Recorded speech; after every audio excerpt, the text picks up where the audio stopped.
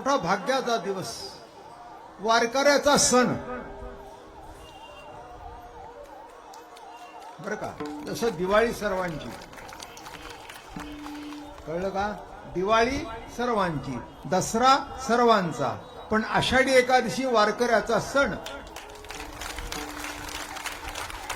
म्हणून आमचे महाराज म्हणायचे महिलांना, आज चांगल्या कुठे नेसा, साड्या चांगल्या नेसा, जरीच्या नेसा. कारण का? आज आपला मोठा सण आहे. कारण महाराजांनी सांगितलं, आषाढी कार्तिकी विसरू नका मला, आषाढी कार्तिकी विसरू नका मला, आषाढी कार्तिकी विसरू नका मला, आषाढी कार्तिकी विसरू नका मला. सांगतसे गुण पंढरीनाथ, सांगतसे गुण पंढरीनाथ, सांगतसे गुण पंढरीनाथ. काय सांगितलं गुज? नीट लक्षात ठेव. आषाढी कार्तिकेला मला विसरू. असं बहीण भाऊ आहेत, वर्षभर तो त्याच्या कामात, ती त्याच्या कामात, पण ती सांगते, दादा वर्षभर विसरलास तरी चालेल, पण भाऊबीजेला विसरू नकोस, भाऊबीजेला विसरू नकोस. तसं वारकऱ्यांनी इतर दिवस विसरले तरी चालतील, पण आषाढी दिवस विसरू नये. आषाढीला काय कळतं? एकादशी, एकाची दशा हे कळतं. आणि ही जर दशा कळली नाही तर सर्व दशा. माझं बोलणं कळलं का? जीवनामध्ये सर्व दशा. म्हणून आजचा दिवस मोठा भाग्याचा आहे. मी खूप थकलो होतो, मला अपेक्षा नव्हती मी कीर्तन करीन, म्हणून आता हे 1 मिनिटात कीर्तनाला तयार झालं. हे माझे 2 शिपाई आहेत, मला दम मारला. आणि आमचे माई महाराज ठिकाणी दम मारला. एवढा समाज खाली जमलाय, कीर्तनाला कशा येत नाही? अरे म्हटलं होत नाही, मी थकलोय. नाही चला म्हणे, पागोटो बांधलं आणि चला. तुम्ही तर आहेच वाट बघत. काय एक महत्व तुमच्यात आणि माझ्यात आहे, आपण दोघंही वाट बघतो पांडुरंगाची. आपण दोघंही कोणाची वाट बघतो? पांडुरंगाची. म्हणून आजचा दिवस मोठा भाग्याचा आहे.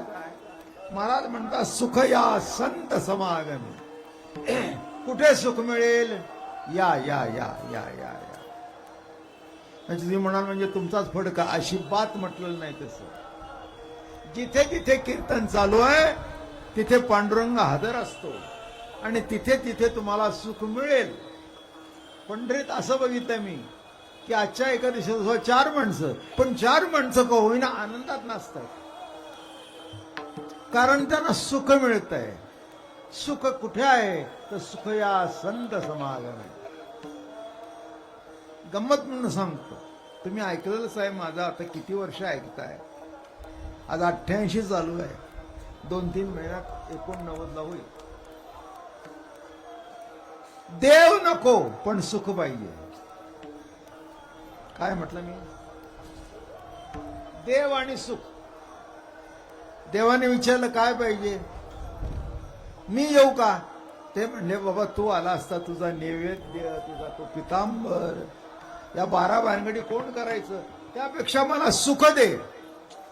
काय दे?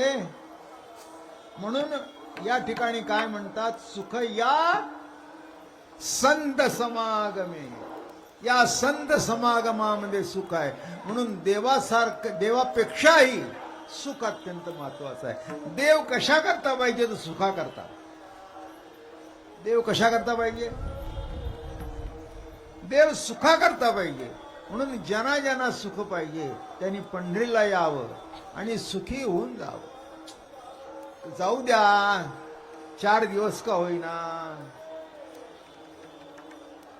घरी जाण्यात 2-3 दिवस गेले, बायको भेटेते पर्यंत होईना. गेलास तिकडे आणि मुलांची फी भरली नाही. अगं म्हणलं आलो ना, तुझ्यावर होते ना पैसे. मग होते म्हणून काय झालं? माझे होते. अगं पण माझी मुलं तुझी नाहीत का? माझं म्हणणं लक्षात घ्या. सुखा करता सर्व आहे. देव सुद्धा देवा करता नको आहे, देव सुद्धा सुखा करता पाहिजे. म्हणून ते सुख कुठे मिळणार? सुख या संत समागमे. जिथे जिथे हरिकीर्तन चालू आहे तिथे सुख आहे. मला लक्षात घ्या, 2 तास का होईना तुम्ही तुम्हाला विसरता ना, आणि ज्या क्षणाला तुम्ही तुम्हाला विसरता तिथे तुम्ही सुखी झाला. तुम्ही सुखी झाला आणि जिथपर्यंत तुम्ही तुम्हाला विसरत नाही तिथपर्यंत सुखी होत. म्हणून आजचा दिवस मोठा भाग्याचा आहे. आज आपल्याला ज्ञानोबा तुकोबाचं दर्शन आहे, पालखीचं दर्शन आहे, संतांचं दर्शन आहे, दादा महाराज अप्पा महाराजांचं स्मरण आहे. हे केवढं मोठं भाग्य आहे. म्हणून सुख या संत समागमे. पण कशाने होईल? नित्य दुणावे. ते सुख वाढेल कशाने? कशाने वाढेल? भात नुसता नाही, त्याच्यावर तूप, त्याच्यावर वरण, मग चटणी, मग कोशिंबीर, मग सुंदर भाजी, आणि असं कालवून हाणलं की नाही, वा. काय म्हणतो? रघुनाथ आपका रस्सम. ते रस्सम घेतलं की आमच्यात रस फुलला. यांचं रस्सम घ्यावं आणि भक्ती रस फुलावा. रस आहे हा, भक्ती रस आहे. भक्तीला कुणी रस म्हणत नव्हतं, पण संतांनी भक्तीला सुद्धा रस म्हणायला सुरुवात केली. आणि म्हणून आजचा दिवस खरंच मोठा भाग्याचा. सुख या संत समागमे. जसं जसं म्हणाल तसं तसं तुमचं अंतःकरण आणि चित्त गोड होत जाईल.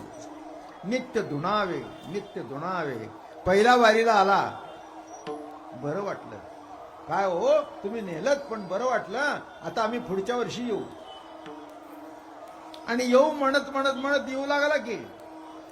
पण एक सांगू का, अजून मी इथे बरीच मंडळी बघितली आता, सहज नजर जाते, दिसत. अनेकांच्या गळ्यात माळा नाहीत.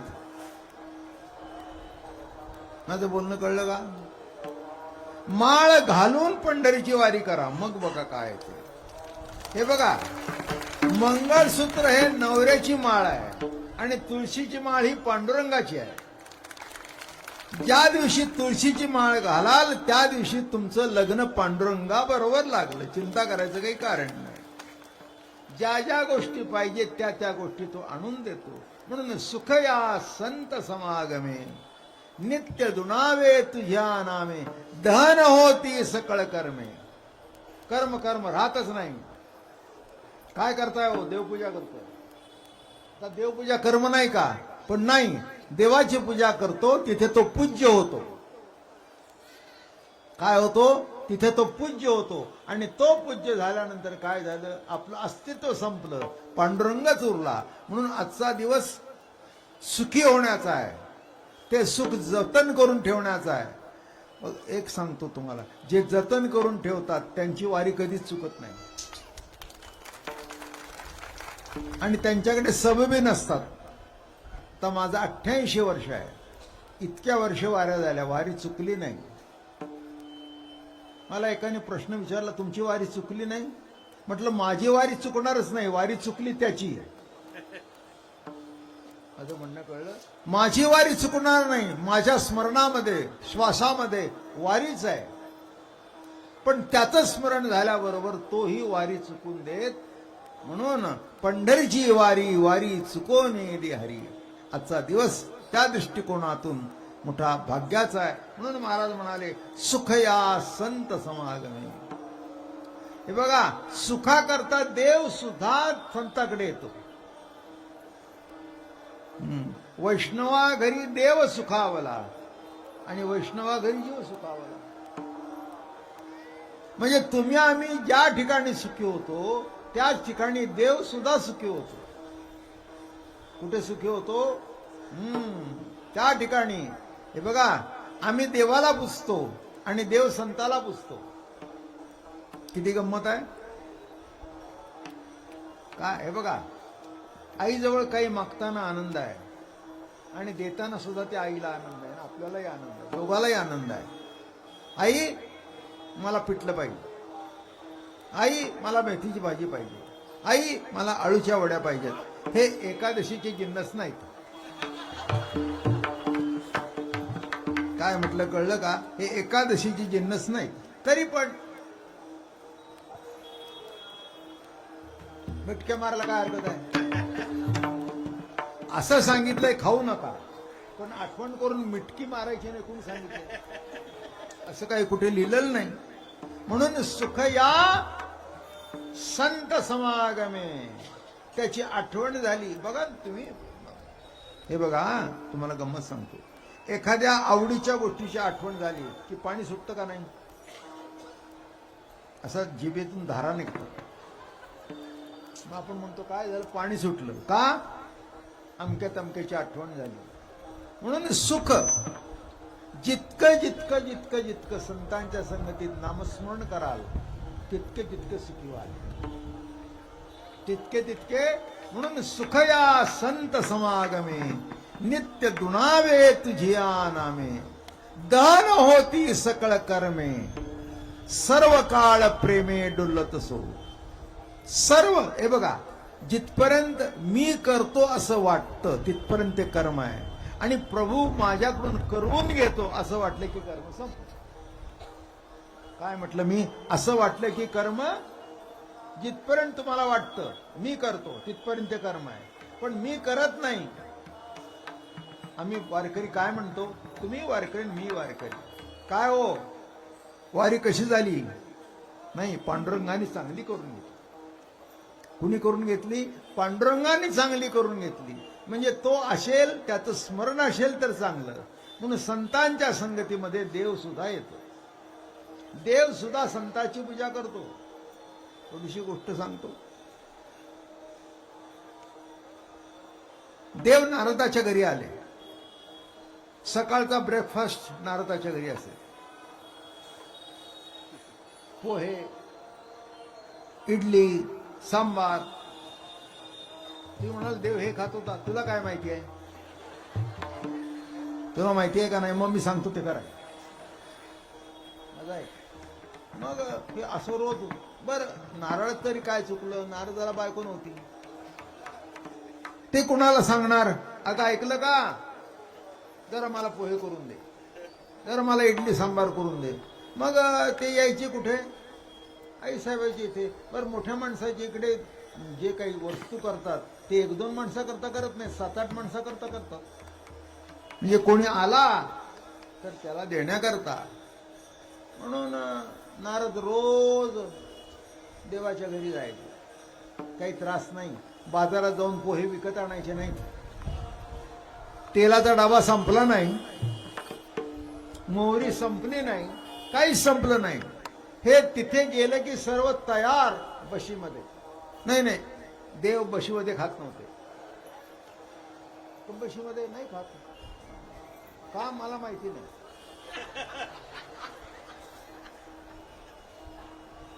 तुम्हाला माहिती असेल तर सांगा.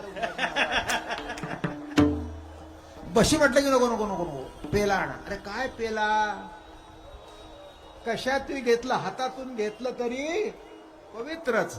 म्हणून महाराज या ठिकाणी म्हणाले, गेल्याबरोबर बाहेरच नाश्ता पाणी झाला. देव कुठे आहेत? ते म्हणे आतमध्ये. अरे म्हणे इतक्या वेळ झाला तर बाहेर काय येत नाहीत? बाहेर काय येत नाहीत? मग गेले. त्या दरवाजावर रखवालदार म्हणून रुक्मिणी उभी होती. रुक्मिणी मातोश्री तिथे उभ्या होत्या. आईसाहेब आज तुम्ही उभ्या नाही? म्हणाले तुम्ही जरा लवकर आला. बरं, देव कुठे आहेत? आतमध्ये आहेत. मला जाऊ द्या. नाही. काय आईसाहेब, आम्ही किती वेळा तुमची बाजू घेतली. देव कुठे कुठे जातो हे आम्ही तुम्हाला सांगितलं. आम्ही तुम्हाला किती वेळा सांगितलं आणि तुम्ही आता आमची मदत करत नाही. जरा आम्हाला मदत करा थोडीशी.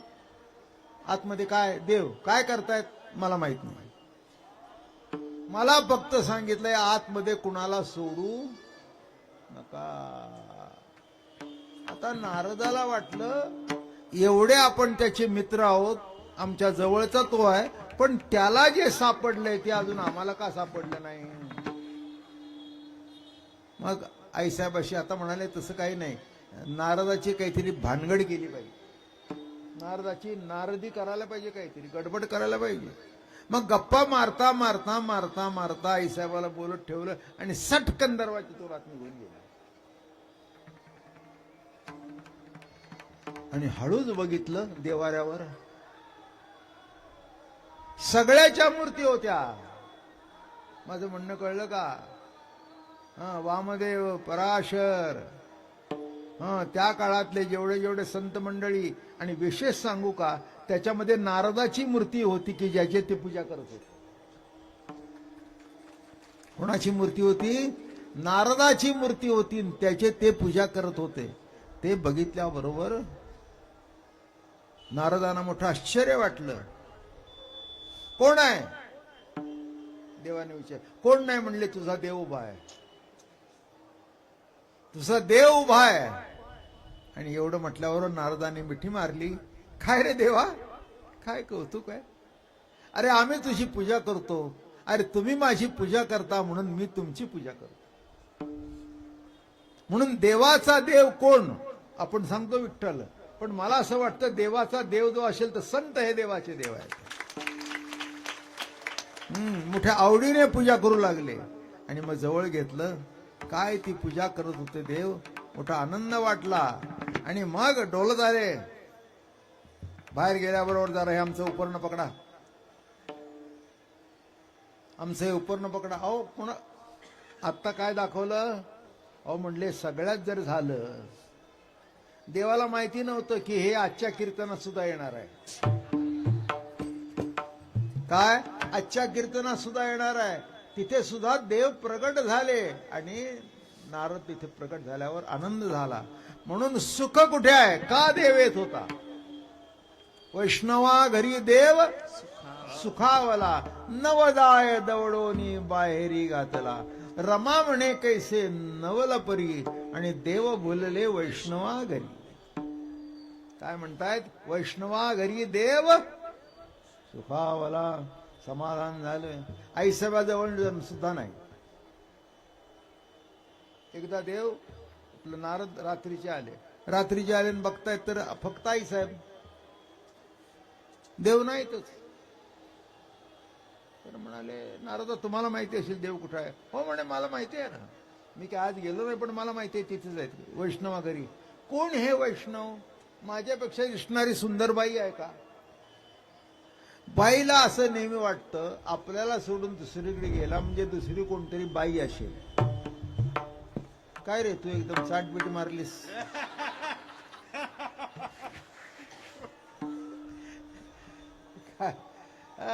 तर गंमत काय झाली? बघितल्या बरोबर नारद म्हणले, त्यात काय? वैष्णवांच्या घरी कोण आहेत वैष्णव? असे कोण वैष्णव आहेत की ज्यांना बघितल्यानंतर देव बोलावा? ते म्हणाले, फार सुंदर, माझ्यापेक्षाही सुंदर. अहो काय सांगू तुम्हाला आई साहेब, इतके सुंदर की तुम्ही बघितल्यानंतर तुम्ही भाळून जाल. चल म्हणे बघू तरी कोण आहे माझ्यापेक्षा सुंदर. झालं. मग आणलं देवाला आणलं. तर कुठे आणलं? वैष्णवांच्या सभेमध्ये. आणि तिथे देव काय करत होता? नाचत होता. नाचता नाचता ते असं गाठीवरच धोतर नव्हतं, कच्छ मच्छ होतं. या बाजूला कच्छ, या बाजूला मच्छ, म्हणजे त्या धोतरात असं गुंडळायचं. आणि नाचता नाचता देवाचा गळला पितांबर.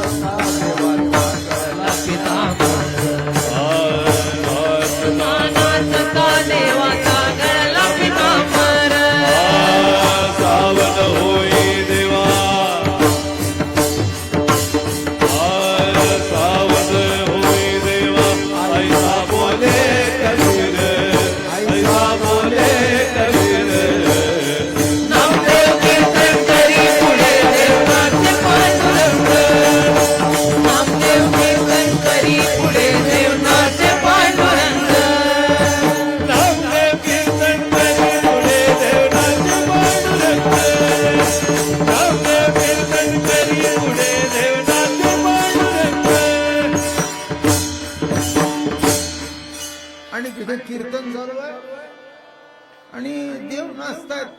नाचता नाचता देवाच्या लक्षात आलं नाही, पितांबर हळूहळू खाली सरकू लागला. मला टीव्हीला मुलाखत झाली 90 साली, पहिला टीव्हीचा कार्यक्रम वारकऱ्याचा.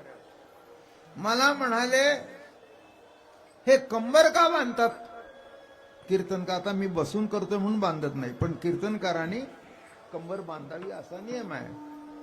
मला म्हणाले, हे कंबर बांधायचं काय? म्हटलं काही नाही, नाचता नाचता धोतर गळून खाली पडू नये म्हणून आहे. अरे म्हणे, पितांबर गळल्यानंतर कसं व्हायचं? मी म्हटलं नीट लक्षात घ्या, आमचा गळला तर फजिती होईल, देवाचा गळला तर माणसं त्याचं आख्यान लावतील कीर्तनामध्ये. कशा करता सांगितलं? ते म्हणाले, म्हणून त्या दिवसापासून देव म्हणाले की एकदा भजन झालं की कंबर बांधा, कंबर बांधून मग उडी मारता येईल, भजन करता येईल. आणि त्या दिवसापासून कीर्तनकार कंबर बांधू लागले. दुसराही अर्थ आहे, वारकरी कीर्तनकार कंबर बांधून कीर्तन करतात, असा घाबरत नाही कुणाला, घाबरत नाही. नाचता नाचता देवाचा गळला पितांबर, सावध होई देवा. अहो महाराज, सावध व्हा, पितांबर खाली सरकतोय. देवाने बघितल्यावर, आई साहेबांनी बघितलंय काय? अरे म्हणाले, तू म्हणतो ते कुठे आहे? हे सगळे वैष्णव सुंदर. आणि मग कौतुक वाटलं, ते बघितलं ते वैष्णव, महावैष्णव सगळे तिथे होते. देवाचे जे आवडते आवडते भक्त होते. अर्जुन होता, धर्मराज होता, सगळे जेवढे भक्त होते ते तिथे होते. आणि त्यांना बघून देव मोठ्या आवडीने प्रेमाने नाचत होता. म्हणून नाचता नाचता देवाचा गळला पितांबर, सावध होई देवा ऐसा बोले कबीर. कबीरजी म्हणाले, देवा जरा सावध व्हा, सावध व्हा. इतक्या वेळ कोण नव्हतं, तुम्ही आम्ही होतो, पण आता या वेळेला इथे बघा कोण आलंय कोपऱ्यातून. बघितलं ताई साहेब, अवघड आहे मोठी गंमत. तेव्हा नीट लक्षात घ्या, जिथे देवाला सुद्धा आपलं देव पण विसरलं जातं, देवाने सुद्धा देव पण विसरल्याशिवाय सुखी होत नाही. जीवाने जीव पण विसरावं आणि देवाने देव पण विसरावं, असं जे काही आहे ते संत करतात.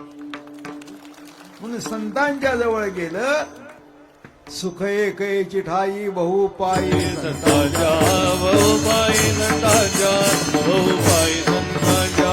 सुख एकची ठाई बहु पायी संतांच्या, बहु पायी संतांच्या, बहु पायी.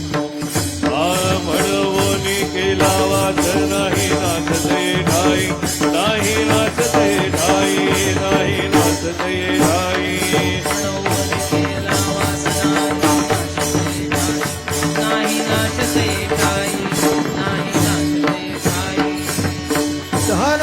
सकळ कर्मे सर्व काळ प्रेमे डुलत असो. महाराज म्हणतात सर्व कर्मामध्ये डुलत असतो, कारण मी करता होत नाही. करता तुम्ही झालं की तुमच्या अंगावर आलं, पण करते पण तुमचं बाजूला करा की सगळं सुखच सुख आहे, सुखच सुख आहे. म्हणून महाराज पुढे जाऊया. म्हणून नाही काही चिंता. आता आम्हाला चिंता कशाचीही नाही. पांडुरंग आमच्या पाठीशी आहे, आम्हाला चिंता कशाची नाही. तसं बाप बरोबर असल्यानंतर मुलाला चिंता नसते, तसं आमच्या गळ्यात तुळशीची माळ आणि मुखामध्ये पांडुरंगाचं नाम असल्यानंतर आम्ही काही कुणाला घाबरत नाही. इतक्या वर्ष कीर्तन करतोय, भजन करतोय, नामस्मरण करतोय. कुठे लंडन अमेरिकेला सुद्धा जाऊन आले, हे तर कायम जात आहेत. तुम्ही फ्लॉरिडा म्हटला ना, माझा कार्यक्रम तिथे झालाय. काय तिथे सुद्धा कार्यक्रम झालेले आहेत, पण कधी घाबरला असं वाटलं नाही. इंग्रजीमधून केले तिथे कार्यक्रम, सुंदर कार्यक्रम झाले. अहो आपलं काय सुंदर आहे, विठ्ठल नाम सुंदर आहे, विठ्ठल नाम सुंदर आहे. आणि विठ्ठल नाम सुंदर असल्या कारणाने एखादी बंदिश इतकी सुंदर असते बरं का, अतिशय सुंदर असते. ती गायली की आनंद वाटतो. काय त्यातले शब्द, त्यातले स्वर, गायले की अतिशय आनंद वाटतो. तसं नुसतं विठ्ठल विठ्ठल विठ्ठल विठ्ठल विठ्ठल म्हटलं की सुंदर वाटतं. सुंदर रूप, सुंदर नाम, सुंदर ध्यान. तो सुंदर, आम्ही सुंदर. सुंदर आणि बायको बोरी बंदर आणि बायको सुंदर, अशी एक म्हण आहे. अशी काय म्हण आहे? बोरी बंदर बायको सुंदर. ऐकून घ्या. एवढं तरी घेऊन गेला घरी तरी हरकत नाही. घरी गेल्यावर विचारलं बायकोनी काय ऐकलं? काही नाही, बोरी बंदर आणि बायको सुंदर. तुमचे महाराज चांगले आहेत, बायको सुंदर सांगतात, मग तर काय करावं? तुला सुंदर म्हटल्याशिवाय आम्हाला घरात राहता येणार नाही. काय? तुला सुंदर म्हटल्याशिवाय आम्हाला का घरात राहता येणार आहे का? म्हणून नीट लक्षात घ्या. म्हणून नाही काही चिंता. कशाची चिंता नाही. ज्याच्या घरात आई बाप वगैरे असतात त्याला कशाची चिंता नाही. काम करणारे होते सगळे. एकटा बायको, एक बायकोन तो. मग जाताना येताना भाजीची खरेदी, येताना धान्याची खरेदी, सगळं ते वागवतच जायचं. आणि दुसरा होता तो मोकळा जायचा. मोकळा जायचा. दुसऱ्याने विचारलं त्याला, अरे हे काय आहे? म्हणले माझ्याकडे संसारच नाही. माझ्याकडे संसारच नाही. मी फक्त फोनवर सांगतो आमची भाजी पाहिजे, पुढचं ती बघते. तसं तुम्ही फोनवरून बोला. फोनवरून बोलणं कसं आहे का? ऐकलं का तुम्हाला? सांगतो. शब्द त्याला ऐकायला जातात, त्याचे शब्द ऐकायला येतात, पण दोघंही दोघाला दिसत नाही. दिसतात का दोघं? नाही दिसत. हॅलो हॅलो हॅलो, कोण आहे? अमका अमका. आपण, मी तुम्हाला पाहिलं नाही. फोनवर आवाज ऐकू येतो, पण आता व्हिडिओ जर असेल ना, काय व्हिडिओ मोबाईल, तर त्याच्यावर ते दिसतं. पण असला पाहिजे ना, ते खरेदी करण्याचे आमच्याजवळ पैसे असले पाहिजेत ना. तसं एवढं ज्ञान प्राप्त करून घेण्याचं आणि एवढी भक्ती होण्याची आमच्याकडे क्षमता पाहिजे ना. ती भक्ती झाल्यानंतर तो शोधत येतो तुम्हाला. आणि त्या कीर्तनामध्ये जेव्हा बघितलं तेव्हा आईसाहेबाला कळलं की खरंच हे सुंदर आहे, खरंच हे सुंदर आहेत. मग काही बोललं नाहीत. घरी गेल्यावर कुठे गेला होता? वैष्णवांच्याकडे. फार सुंदर आहेत वैष्णव. तुला कुठे सांगितलं? नारदानी. मग नारदानी सांगितलं म्हटल्यानंतर ह्या नारद्याला उद्योग नाही. आता पुन्हा उद्यापासून ही जर म्हणली मी तुमच्या बरोबर येते, तर माझं भजन कसं होणार? तिची पर्स बरोबर ठेवावं लागेल. नाही काय काय काय करायचं? काय पर्स ठेवावं लागेल, लिपस्टिक काय?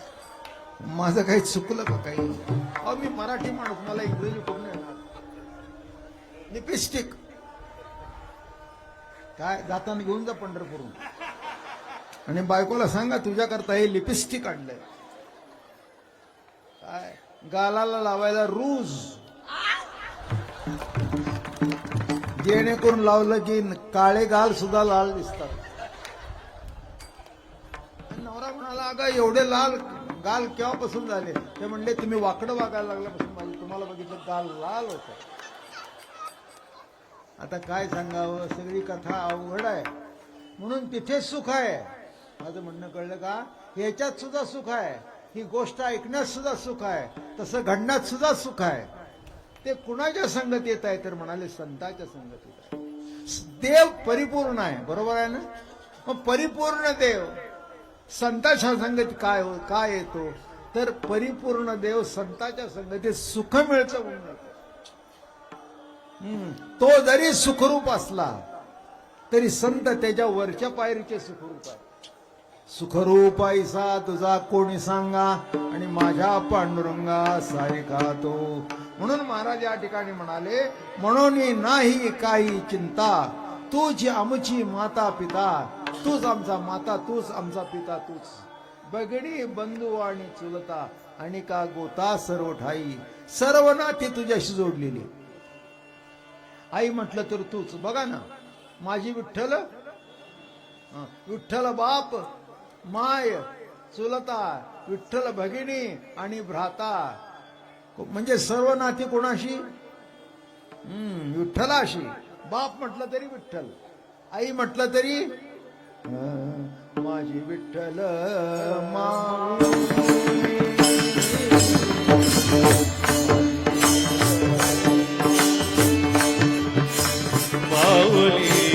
माझी विठ्ठल माऊली, माऊली माझी विठ्ठल माऊली. प्रेम पाना पानायली, प्रेम पाना पानायली.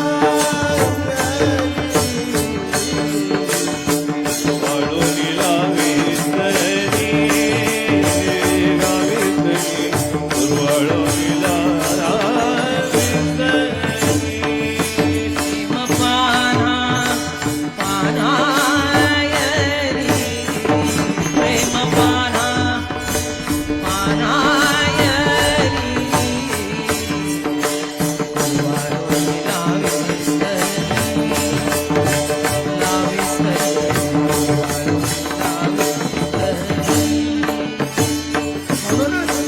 म्हणून नाही काही चिंता, आम्हाला बिलकुल चिंता नाही कशाची. आता शाळेचा डबा कोण भरते? आई. तिथे हात घातल्यावर लगेच खायला मिळतं, पण हे कुणाला? आई आहे त्याला. अहम कर्तृत्व ना अहम ज्ञातृत्व नाही तिथे. ज्ञान आल्यानंतर तिथे अहम कर्तृत्व येतं. मी केलं, मी केलं. कुणी केलं? मी केलं. अरे तू काय करतो? तुझा हात सुद्धा तुला उचलता येत नाही. मी केलं, सोडून दे. मी केलं. अहम कर्तृत्व अहम ज्ञातृत्व हे माझ्या ज्ञानाचं दर्शन आहे. माझं बोलणं कळलं का? हे माझ्या ज्ञानाचं दर्शन आहे. अरे पण त्या ज्ञानामध्ये सुद्धा स्फुरण करणारा कोण आहे? स्फुरण देणारा कोण आहे?